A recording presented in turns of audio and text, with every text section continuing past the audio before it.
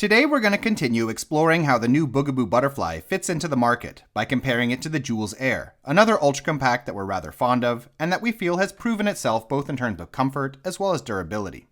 So let's get started then, taking each in turn and examining their differences in terms of child comfort, ease of use, longevity, and driving characteristics, as well as what sort of lifestyle and environmental factors may make one a better choice over the other.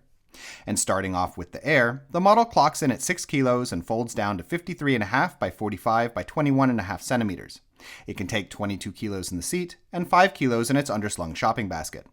The Aer seat has quite generous proportions for the most part, with a width of 39 centimeters, making it one of the widest ultra-compacts currently available, and a total length of 109 centimeters, which includes a generously long backboard, and as such, can comfortably carry children up until around 3.5 or so, at least in the upright position, as, when reclined, the seat may be a little less comfortable for older children due to how far in the front frame mounted footrest sits beneath the seat. Though do note that this can be mitigated to some extent by purchasing the leg rest accessory. As far as parent comfort is concerned, the Aer has a decently high handle at 105 centimeters and a shopping basket made more accessible than average in the way that it protrudes from the model's rear frame. The Aer is also delightfully easy to fold, involving only a single handle-operated step, accomplishable with one hand, and folds down to a sufficiently compact package that it's decently comfortable to carry on your shoulder via its stretchy shoulder strap. Looking at overall durability, the Aer feels quite sturdy for its size, not loose or rickety, in particular side to side, and has shown itself to hold up well over the last couple of years since release, where its relatively light weight has been compensated for by a variety of reinforcements in the form of welded crossbars, sturdy connection points, cleverly angled sidebars, and strong front wheel housings, providing a tight fit to prevent wheel issues down the line. Driving-wise, the Aer is quite comfortable to use in smooth environments like airports or city streets, but it's unsuitable for off-road use, and while it can handle gravel, broken sidewalks, and the like when needed, such terrain will definitely be a bit of a struggle if there's too much of it. Okay, moving on, the Butterfly is a little heavier than the Aer, 7.3 kilos, and folds down to a nearly identical 45 by 23 by 54 centimeters. Like the Aer, it can take 22 kilos in the seat, but has a somewhat stronger shopping basket that can handle up to 8 kilos. As far as child comfort is concerned, the Butterfly's seat is a little narrower, 34 centimeters, but it's also longer than the Aer's, offering more room particularly in terms of leg space, where it provides both a long and sturdily built adjustable leg rest, as well as around 10 centimeters more length between the seat and footrest. Like the Aer, the Butterfly doesn't recline fully flat, though the recline position of both models is still sufficient for napping.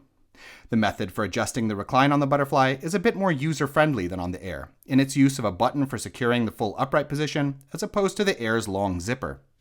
Lastly, while both Bugaboo and Joolz should, in my opinion, learn the lesson that mesh canopy extensions without covering flaps don't do much for sun protection, the Butterfly's canopy, without extending, is a little longer, and thus provides a bit better coverage. When it comes to parent comfort, the Butterfly's handle is a smidge shorter than the Aer's, at 102 centimeters, but its shopping basket is a bit larger, and also protrudes from the rear frame for easy accessibility. Folding the model is accomplished in the same manner as with the Aer, but takes a bit more force, due to the activation mechanisms and the overall build of the chassis being constructed in somewhat heavier proportions. As far as carrying is concerned, despite having similar folded dimensions to the Aer, the Butterfly's extra kilo and somewhat shorter shoulder strap make the model less comfortable to carry slung from the shoulder, though note that the Butterfly's leg rest also doubles as a handle, providing a second method of carrying. Durability-wise, that extra kilo that the Butterfly has over the Aer has gone into thicker bars and additional reinforcement, making me believe that it will prove to hold up quite well over the long run, with the only mechanical concern that I have being that the front wheels sit a tad looser than I'd like right out of the box. And versus the Aer then, the Butterfly's more substantial build makes it better suited for parents looking to use their ultra-compact as their main stroller in my opinion, as it will be better able to stand up to the rigors of all-day, everyday use without too much loosening. Though please note that its front wheels are a centimeter smaller than the Aer's, making it, if anything, even less suited to anything other than smooth urban terrain. So which of these is the better model then? I have to admit, I think that with the Butterfly, Bugaboo has really given Joolz a run for their money, building a model that's actually quite similar in a lot of ways, yet with a few definite advantages in the leg rest, the method of seat recline, and in terms of overall durability, while also selling at essentially the same price. The Aer still has a few advantages, in being a bit easier to carry around, which is important for travel, and mechanically, in having a somewhat better front frame. And it's also a tad lighter, of course, but not by much, not by a margin that necessarily counts in my opinion. So, while I still really like the Aer versus the majority of ultra compacts out there, my general opinion is that the Butterfly is the better choice for most people at the current moment. And, with a lot of good ultra compacts coming out these days, it's also probably high time for Joolz to make a few upgrades.